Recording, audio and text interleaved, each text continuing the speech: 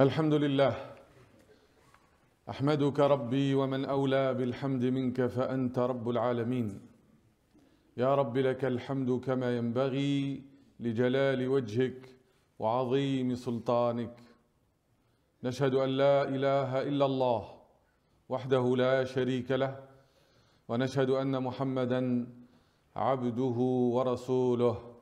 اللهم صل وسلم على الحبيب المصطفى سيدنا محمد وعلى آله وصحبه ومن تبعه بإحسان إلى يوم الدين. إن الله وملائكته يصلون على النبي يا أيها الذين آمنوا صلوا عليه وسلموا تسليما.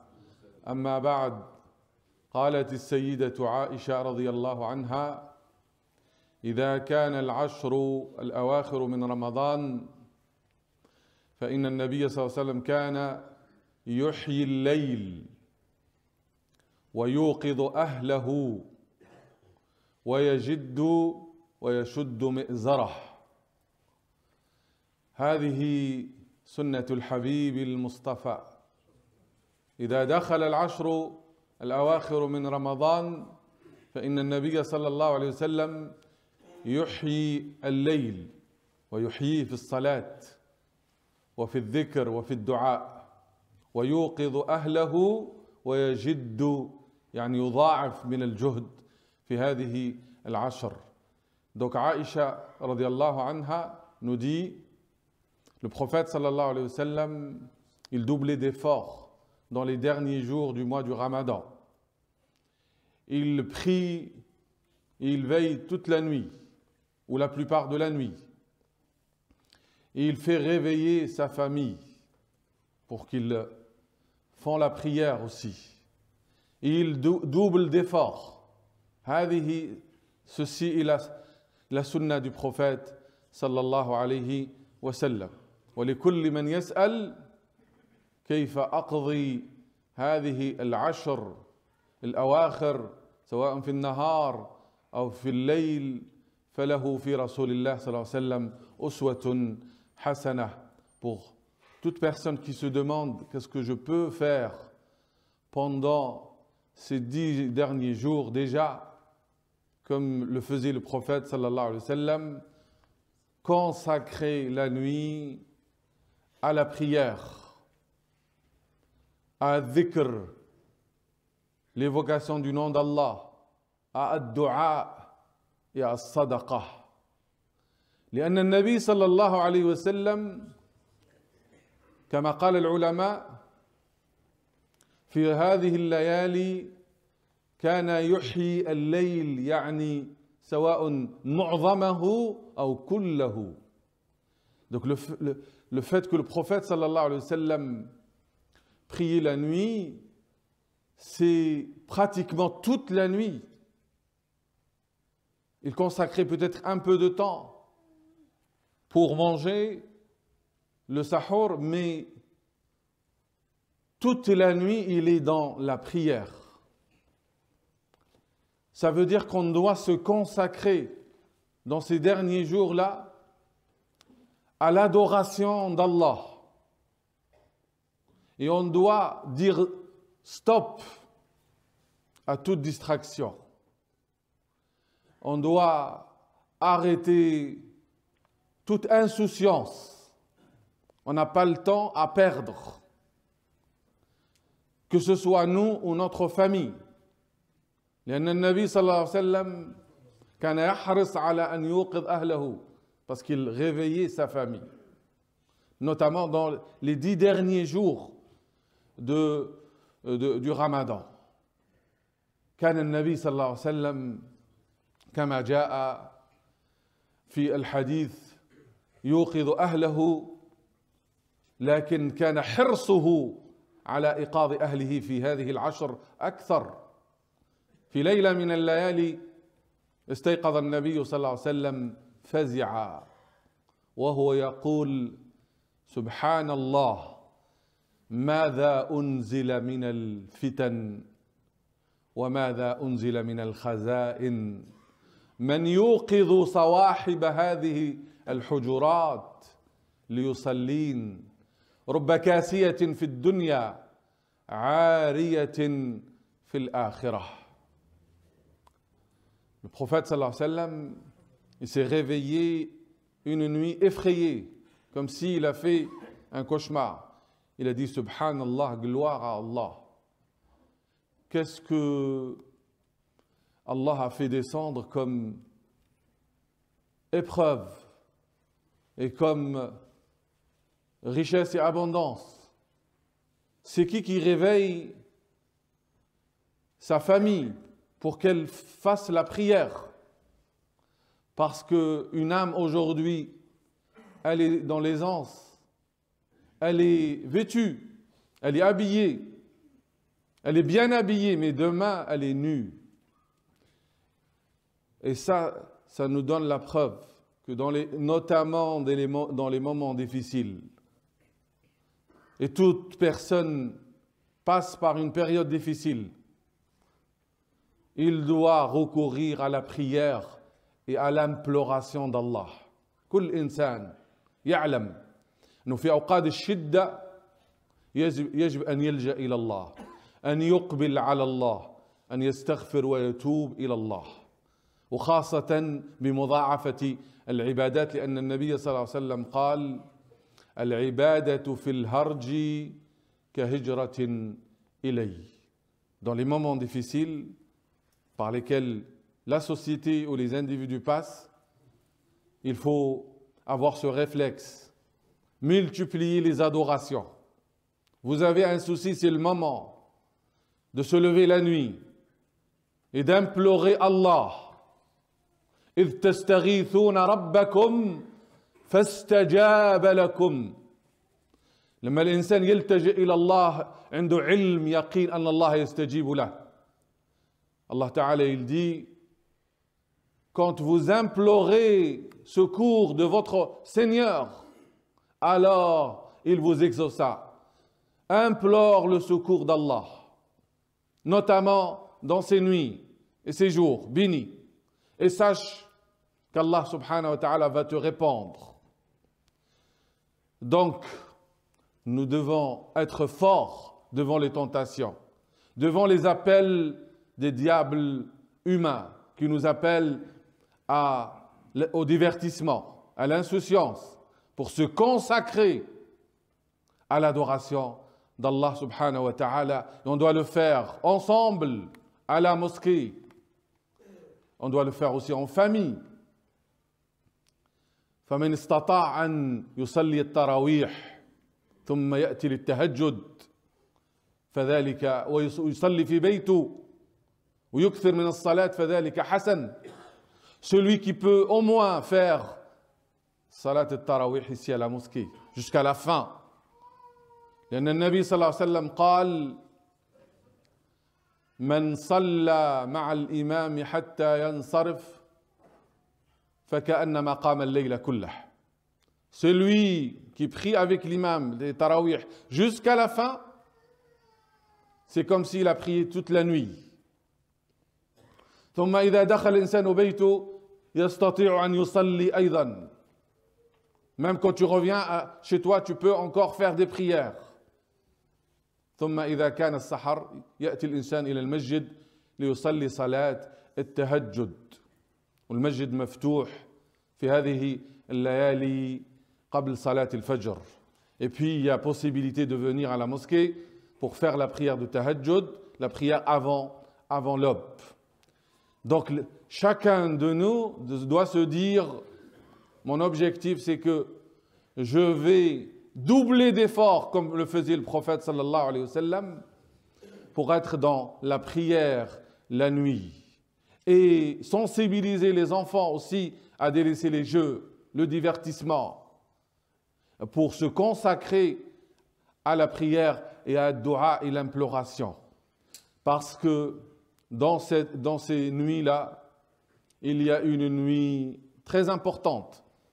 Allah, il a caché parmi ces nuits, une nuit qui est la nuit du destin. Allah Ta'ala akhfa fi hadhihi al-layali laylat al-qadr hatta yajtahid al-insan, afin que chacun de nous fait l'effort. ولهذا كان النبي صلى الله عليه وسلم يعتكف في العشر الأواخر من رمضان. يعتكف يعني يظل في المسجد لا يخرج منه، ويظل في الصلاة وفي قراءة القرآن وفي الذكر وفي الدعاء. Parmi les sunnas du prophète sallallahu alayhi wa sallam, c'est qu'il faisait la retraite spirituelle pendant ces 10 derniers jours. Il se consacrait entièrement à faire la prière, à multiplier les prières surrogatoires et à lire le Coran et à faire dhikr et à dua. Et même si on ne peut pas les faire les 10 jours, on peut avoir l'intention à chaque fois, quand on vient à la mosquée, de faire l'i'tikaf. On vient avec l'intention de venir à la mosquée et de se consacrer à l'adoration d'Allah et de multiplier les prières surrogatoires à la mosquée. Chaque fois qu'on a la possibilité de faire notre prière à la mosquée, on vient avec cette intention de rester dans la mosquée et faire dhikr et diminuer le bavardage. On vient à la mosquée comme si on ne connaît personne. On vient pour adorer Allah et s'approcher de lui et adoucir notre cœur. Et ça, c'est la fonction de ce i'tikaf. C'est qu'on diminue notre fréquentation. Comme on diminue la parole vaine, inutile. Comme on diminue le sommeil pour se consacrer pour Allah subhanahu wa ta'ala. Et on multiplie la générosité, sadaqa, jour et nuit. Comme on multiplie l'istighfar, la demande de pardon. En sachant qu'Allah subhanahu wa ta'ala est grand pardonneur. Wa inni laghaffarun liman taba wa amana wa amila salihan thumma ihtada. Allah nous dit, je suis grand pardonneur pour celui qui croit, qui se repent, qui revient vers moi et qui fait des bonnes actions et puis il prend le bon chemin. Allah subhanahu wa ta'ala t'a permis de revenir à lui, de revenir à la prière. Alors, augmente ta foi par les bonnes actions et prends le bon chemin une fois pour toutes. Et on doit adorer Allah chaque nuit. On ne choisit pas seulement les nuits où on délaisse la prière à partir de la nuit, de la 27e nuit. On adore Allah tout le temps parce que c'est notre Seigneur. On l'adore jusqu'à la fin. Et on essaye de doubler d'efforts afin que, Inch'Allah, on tombe sur la nuit du destin, Laylatul Qadr. وقد قال صلى الله عليه وسلم تحروها في الوتر من العشر الأواخر. Recherchez-la dans les impairs, parmi les 10 dernières nuits du Ramadan. Il faut la rechercher, ça veut dire qu'il faut faire l'effort pour prier chaque nuit. Et chacun, il fait avec ses possibilités, ses contraintes. Celui qui peut prier la plupart de la nuit, il le fait. Celui qui ne peut pas, au moins qu'il fasse l'Isha à la mosquée, il fait tarawih et il essaye de faire le salat al-fajr à la mosquée. Et celui qui ne peut pas, au moins qu'il fait 2 rak'a à la nuit pour être considéré comme celui qui a fait la prière de nuit. N'oublions pas ce que le prophète sallallahu alayhi wa sallam a dit. Man ahya laylatal qadr imanan wa ihtisaban ghufira lahu ma taqaddama min dhanbihi. Celui qui prie la nuit du destin, parfois en espérant la récompense d'Allah, Allah lui pardonnera tous ses péchés passés. في هذه الليلة التي أخفاها الله تعالى, cette nuit qu'Allah nous a cachée afin qu'on reste constant dans l'adoration d'Allah subhanahu wa ta'ala, parce que la miséricorde d'Allah ne s'arrête jamais. On demande à Allah, comme nous l'a appris le prophète sallallahu alayhi wa sallam, Allahumma innaka afoun, wa fi riwayatin afoun karim, tuhibbul afou, fa'fu anni. On demande le pardon d'Allah. Allahumma, ô mon Dieu, certes tu es pardonneur, et dans une version, pardonneur et généreux. Tu aimes le pardon. Pardonne-moi. Tu demandes à Allah qu'il te pardonne ton passé et tes péchés, qu'il ne te sanctionne pas, afin que tu sois préservé du châtiment de l'enfer. Et il te donne l'occasion cette nuit, en te récompensant pour l'adoration d'une nuit, comme si tu l'as adoré 1000 mois. Laylatul Qadr, khayrun min alfi shahr. C'est une nuit bénie. Inna anzalnahu fi laylatin mubaraka. Inna kunna mundirin. Fiha yufraqu kullu amrin hakim.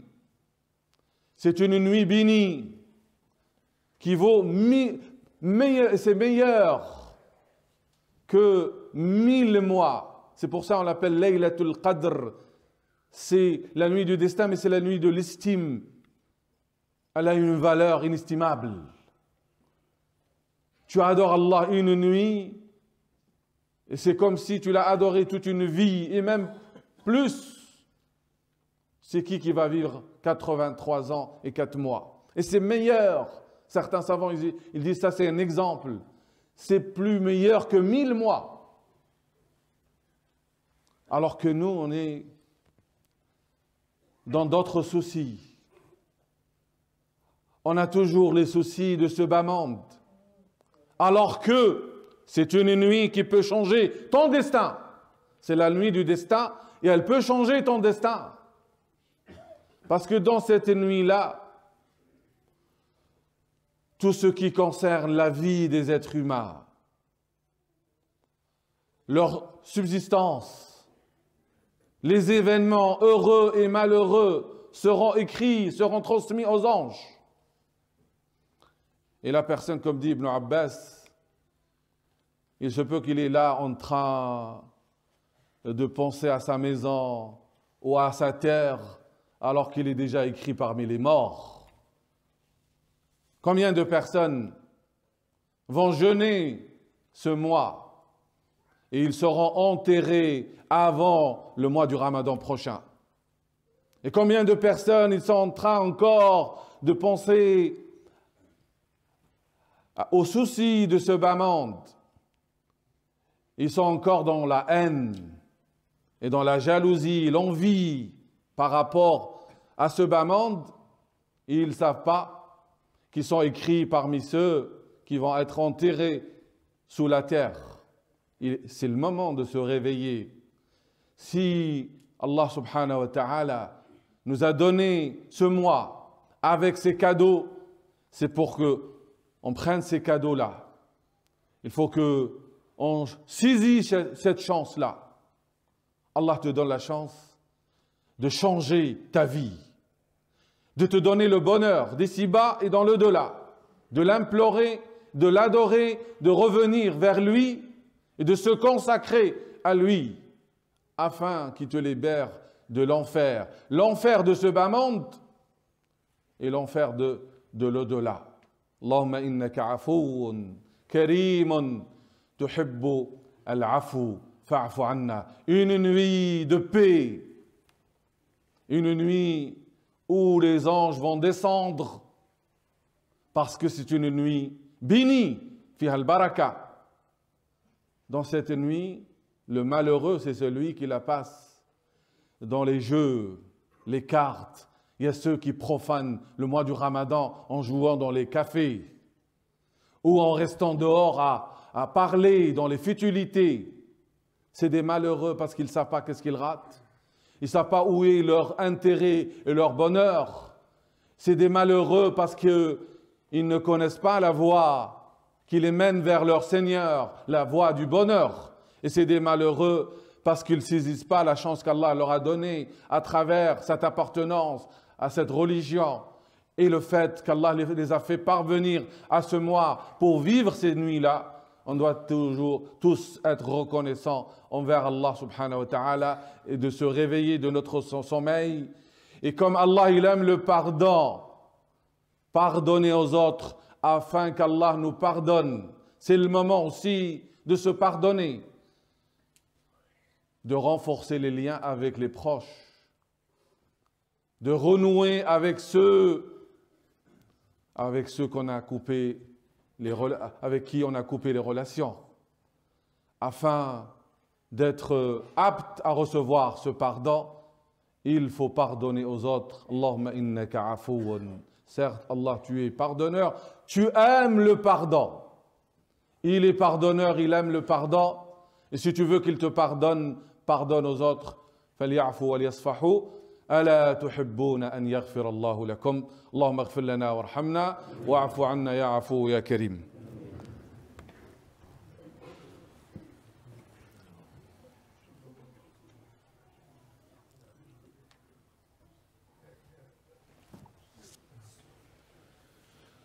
الحمد لله نحمده ونستعينه ونستغفره ونستهديه. يا رب لك الحمد كما ينبغي لجلال وجهك وعظيم سلطانك. أيها الإخوة الأكارم، نبهكم إلى بعض المعلومات.